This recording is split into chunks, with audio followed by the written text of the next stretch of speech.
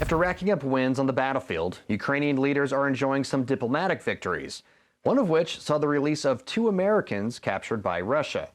Drueke and Andy Huynh are both military veterans and both from Alabama. They went to Ukraine to fight as volunteers and were captured together in June. In a prisoner release brokered by Saudi Arabia, 10 men, including those 2 Americans, were freed by the Russians.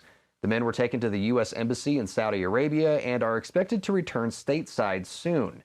In another diplomatic victory, Turkey helped Ukraine negotiate a deal releasing 215 prisoners captured by Moscow.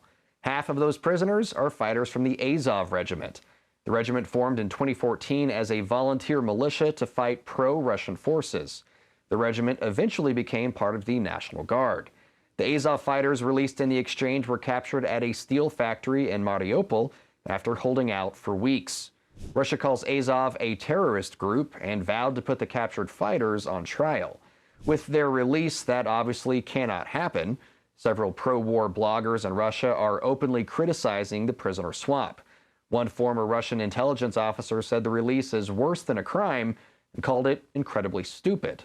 In exchange for nearly 200 fighters, Ukraine released 55 Russians and Viktor Medvedchuk, a Putin ally and leader of a banned pro-Moscow group in Ukraine. Ukrainian President Volodymyr Zelensky called the exchange a clear victory for his country. Secretary of State Antony Blinken thanked Ukraine for including all prisoners of war, regardless of nationality, in its prisoner negotiations.